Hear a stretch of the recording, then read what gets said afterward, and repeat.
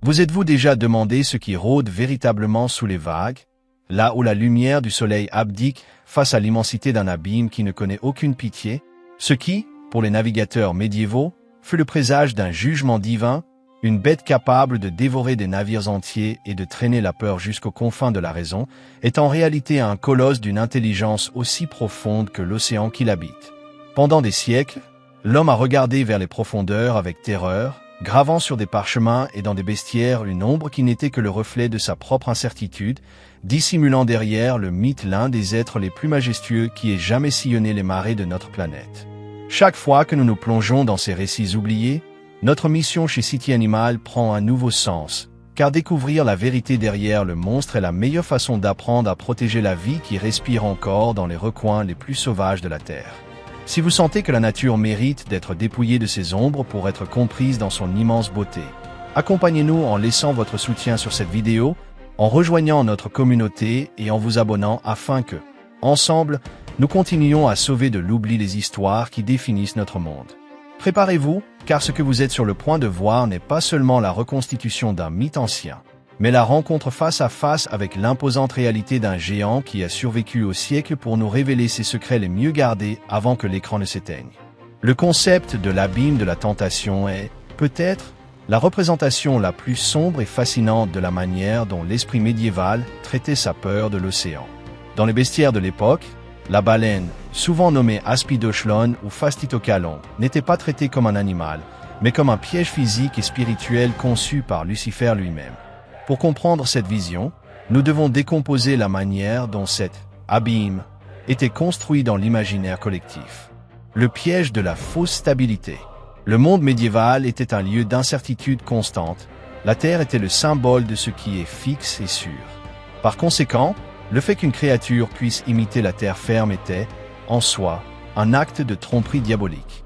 On croyait que le dos de la baleine, en émergeant à la surface, accumulait des sédiments, des algues et du sable au fil des décennies. Lorsqu'un navire, désespéré par un refuge après des jours de tempête, trouvait cette île et y accostait, les marins croyaient d'avoir été sauvés par la Providence. La tragédie survenait lorsque les naufragés, dans leur soulagement, allumaient un feu de camp pour cuisiner ou se réchauffer. La chaleur pénétrait la peau de l'animal et celui-ci, ressentant la douleur ou simplement se réveillant de sa léthargie, plongeait brusquement vers les profondeurs. Ce mouvement n'était pas seulement une action biologique. Pour l'observateur médiéval, c'était la confirmation que l'enfer est un lieu qui attire les imprudents par la promesse du confort pour ensuite les dévorer. L'inversion de la hiérarchie naturelle. Ce qui terrifiait le moine et le paysan médiéval n'était pas seulement la force physique de la baleine, mais sa capacité d'inversion, l'être vivant qui se déguise en paysage. Dans la logique de l'époque, cette capacité de camouflage était considérée comme une propriété du mal. Dieu avait donné à chaque créature une forme et une fonction claires, et tout animal qui défiait sa propre nature pour tromper l'homme était considéré comme une abomination. L'abîme de la tentation était donc le rappel que le monde naturel était un théâtre de guerre spirituelle où les sens pouvaient trahir le salut de l'âme. Le symbolisme de la profondeur. La descente vers le fond de la mer, après le naufrage de la baleine, représentait le voyage vers les enfers. La chute des hommes vers les profondeurs glacées symbolisait la perte du souffle, de la lumière et de la grâce. La baleine, en tant qu'incarnation de l'abîme, ne mettait pas seulement fin à la vie biologique des navigateurs, mais les emportait dans un lieu où la lumière de Dieu ne pouvait pas pénétrer. Dans les bestiaires, cette scène était illustrée par des couleurs intenses, du rouge pour le feu des navigateurs, des noirs profonds pour l'abîme, renforçant l'idée que la curiosité et le manque de vigilance face à l'inconnu étaient les péchés qui vous condamnaient à être la nourriture du Léviathan. L'écho dans le récit actuel. Cette vision de l'abîme de la tentation est la pierre angulaire de la raison pour laquelle les légendes de monstres marins ont perduré si longtemps. Il n'était pas nécessaire d'avoir des preuves biologiques. L'existence de la baleine servait à expliquer la perte de navires sans laisser de traces. La tentation résidait dans l'espoir humain, l'espoir de trouver une terre ferme là où il n'y a que danger.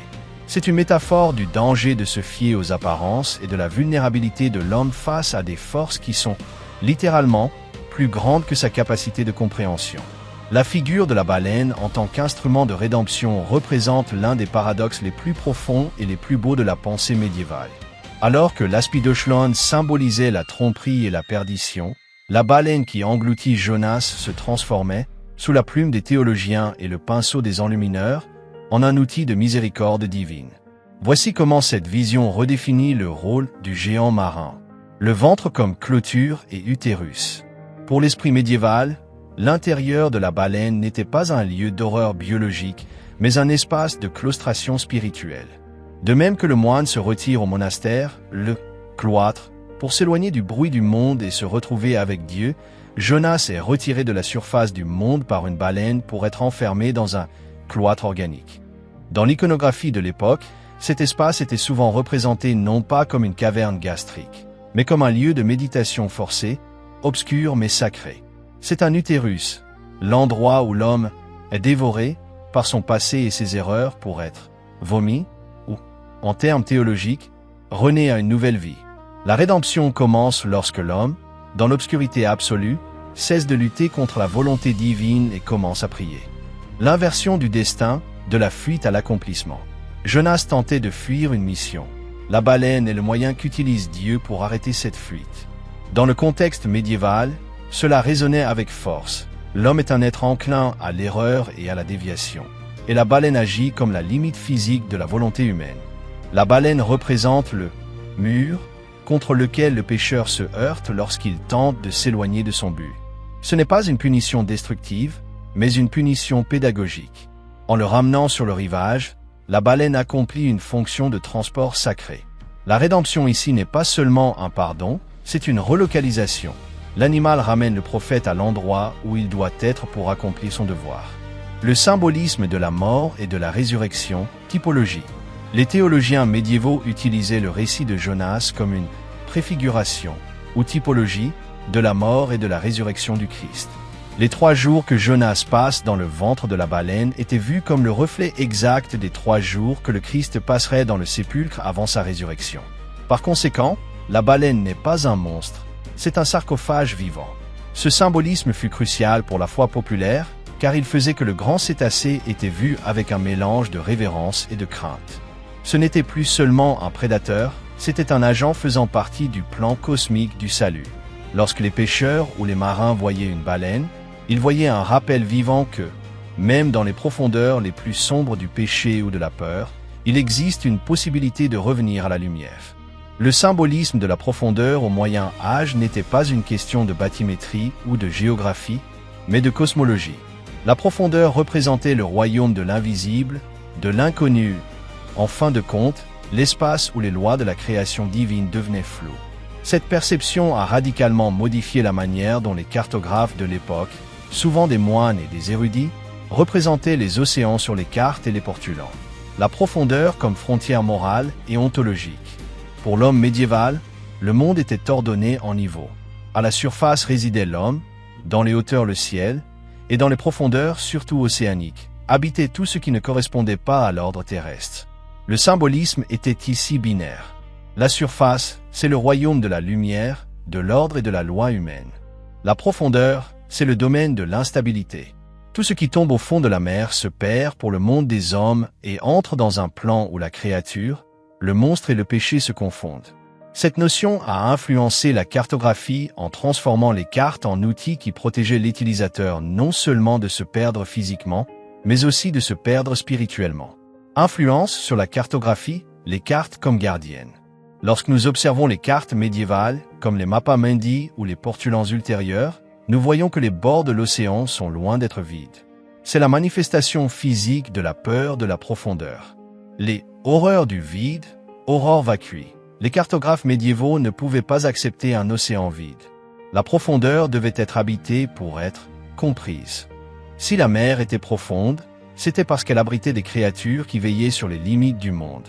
C'est pourquoi les zones océaniques les plus éloignées des côtes étaient remplies d'illustrations de baleines, de serpents de mer et de léviathans. La baleine comme marqueur de risque. Sur les cartes, les baleines n'apparaissent pas là où nous savons aujourd'hui qu'elles migrent, mais dans les zones représentées comme dangereuses ou inexplorées. La présence de l'animal sur la carte fonctionnait comme un avertissement. Ici, la profondeur est absolue et l'homme n'a pas d'emprise. La transition du théologique au technique. Au fil du temps, le symbolisme de la profondeur a commencé à entrer en conflit avec la nécessité technique de la navigation. Les portulans, qui étaient des cartes bien plus précises pour la navigation côtière, ont commencé à débarrasser les océans des monstres pour laisser place aux lignes de route, les lignes loxodromiques. Cependant, même sur ces cartes techniques, la profondeur continuait d'être représentée comme une menace implicite par l'intensité des couleurs et la mention des récifs et des hauts-fonds. La profondeur, comme elle, autre. Cette influence cartographique a créé une vision de l'océan comme un espace où la géographie était malléable. Sur les cartes, les baleines n'illustraient pas seulement le danger physique, mais représentaient l'incertitude de la profondeur. Un navigateur qui s'éloignait de la côte quittait l'espace cartographié et entrait dans une zone où la réalité était profonde et, par conséquent, volatile. La carte, en essence, était une tentative de domestiquer l'abîme. En dessinant une baleine ou un léviathan sur le papier, le cartographe enfermait le danger dans les limites du dessin. C'était une façon de dire « Je connais le monstre qui habite cette profondeur, par conséquent, le danger est identifiable et peut-être évitable. » La réalité tangible de la baleine au Moyen Âge est le point de rupture où le mythe s'effondre face à la survie. Pour les communautés côtières, l'observation d'un cétacé, surtout lorsque la mer le livrait échoué sur le sable, n'était pas seulement un événement apocalyptique ou un avertissement divin. C'était un festin de ressources qui pouvait changer le destin économique d'un village entier pendant des mois.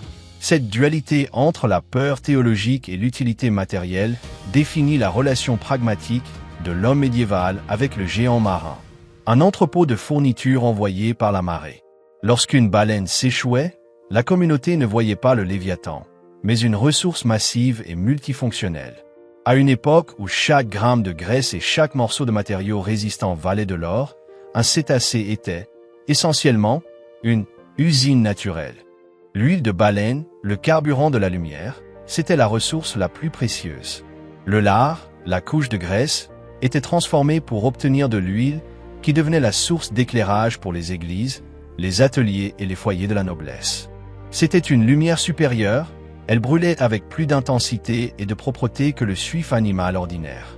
Architecture dense, dans les zones où le bois était rare, comme certaines côtes d'Europe du Nord ou les îles battues par les vents, les os de baleine sont devenus un matériau de construction vitale. Les immenses côtes, courbées et résistantes, servaient de poutres maîtresses pour les toits de chaumières, d'arcs pour les marchés ou même de poteaux de soutien. Construire avec le squelette d'un monstre était une façon de domestiquer la force de la mer. La viande et le cuir. Bien que la qualité de la viande variât, en période de pénurie ou de famine, les restes constituaient un apport protéique fondamental.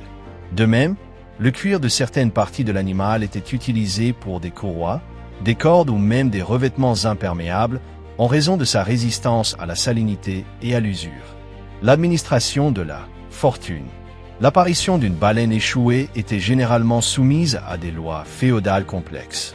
Dans de nombreux endroits, la baleine était considérée comme un poisson royal, royal fish, ce qui signifiait que, de droit, elle appartenait au monarque ou au seigneur féodal local.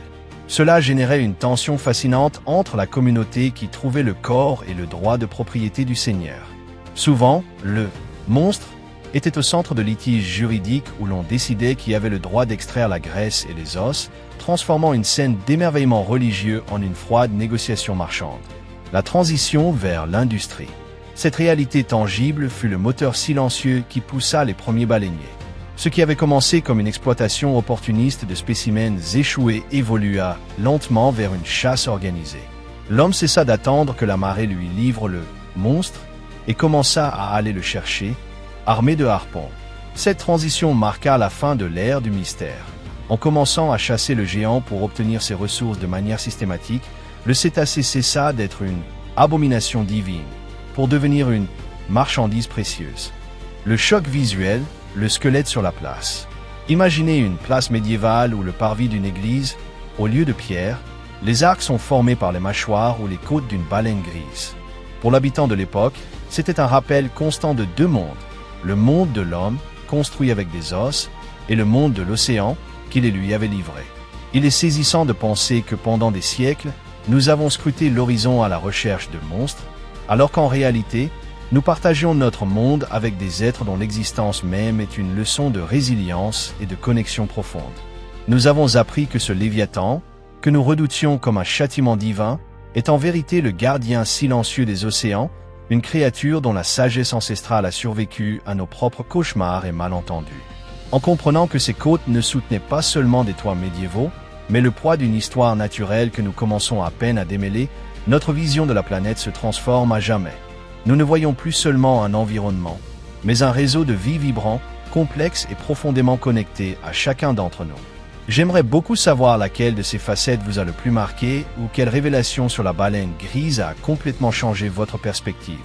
Je vous invite donc à partager vos réflexions dans les commentaires afin que cette conversation continue de grandir. Si ce voyage à travers l'histoire et la biologie vous a passionné, je vous encourage à nous laisser un like, à vous abonner à la chaîne et à activer les notifications, nous permettant ainsi que notre engagement pour la vulgarisation scientifique atteigne davantage de personnes qui, comme vous, cherchent à comprendre les secrets qui habitent les recoins les plus sauvages de la Terre. Si vous souhaitez porter votre connexion avec City Animal à un niveau plus proche, vous avez la possibilité de devenir membre de la chaîne, une opportunité exclusive qui vous permettra de profiter de toutes nos nouveautés avant tout le monde, en soutenant directement la croissance de ce projet avec un investissement extrêmement accessible. Faire partie de cette communauté signifie être un pilier fondamental dans la protection et la connaissance de la vie sauvage, en nous aidant à construire une archive où chaque espèce reçoit la place et le respect qu'elle mérite vraiment. Merci de nous avoir accompagnés dans ce voyage à travers les abîmes de l'histoire et d'avoir maintenu allumée la curiosité pour notre maison commune. Nous nous retrouverons très bientôt pour continuer à explorer, admirer et protéger l'immense merveille qui bat dans chaque battement de la nature.